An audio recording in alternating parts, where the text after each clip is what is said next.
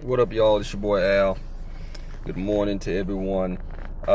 Just wanted to address this Bob McNair situation with him using the term, you can't let the inmates run the prison. I know I've heard people use that term before. You know, you can't let the inmates run their asylum. You can't let the prisoners run the prison or what have you. A lot of people saying it's racist, it's insensitive. My take on it is, I can't prove that Bob McNair is a racist. My thinking is, you know, if you're gonna call somebody a racist, you have to have conclusive evidence to call somebody a racist, because once you label somebody a racist, they can't get that off. You know, you're gonna call somebody a racist or rapist or a child molester, you better have conclusive, indisputable evidence that they are just that. Because once you stick them with that's not going away. That's on them for life. So I don't know. I can't say conclusively that Bob McNair is a racist. I do know that he does seem to have the mentality that a lot of people, white people that I've met in my life have. Not necessarily mentality, but just a sense of, or a lack of sense of racial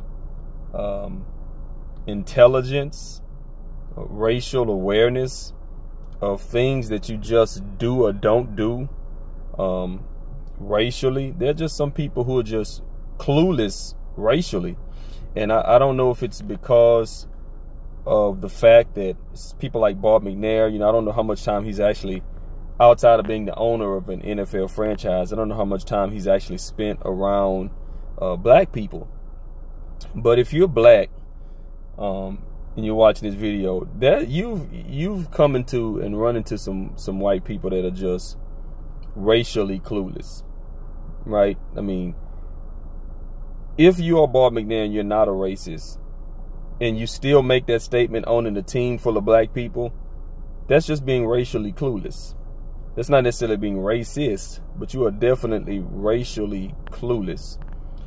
Like, how many of us have ever been in an environment, whether it be work or whatever, and you know, we walk into a room and there's some white people and they're talking and having a conversation, and then you walk in the room and whoever's talking, when they go to address you, they have to completely change the way they're talking and start attempting to use slang and to try and communicate in this awkward, out of touch, out of date slang, their version of hip hop language, just because you walked into the room.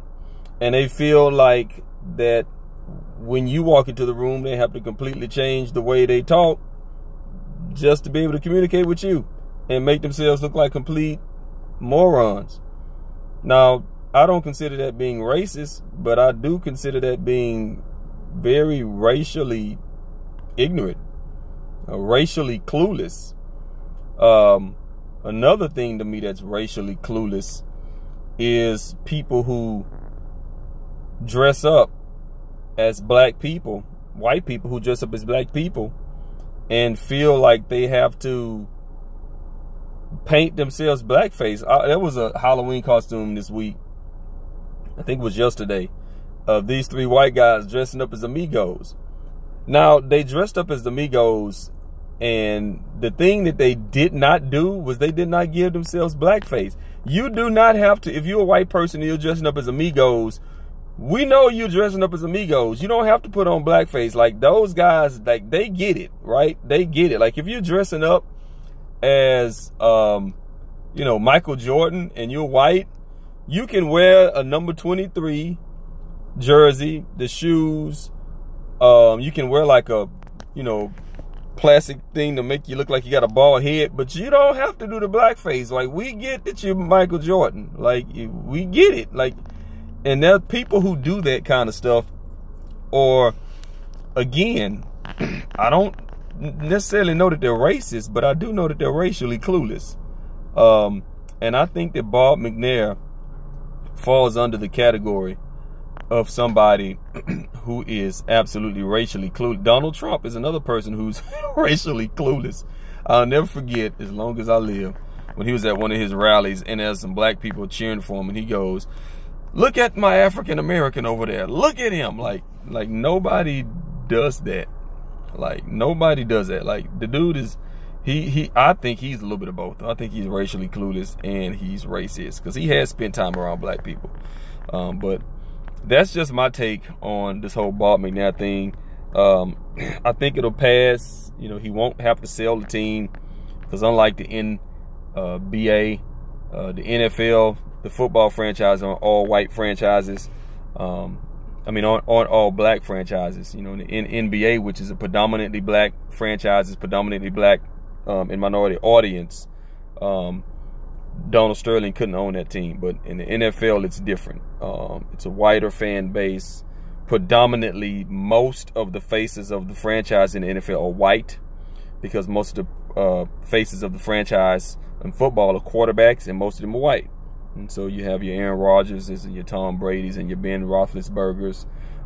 They are considered the faces of the franchises, and so it's a little bit different in football than it is in basketball. So I don't believe he'll have to sell the team, but I do believe Bob McNair needs to work on his racial sensitivity. He needs to work on not being clueless. Spend some more time around black people. I mean, go to dinner with some black people, hang out with some black people. Don't just come to the facility and shake a black hand and think you know black people.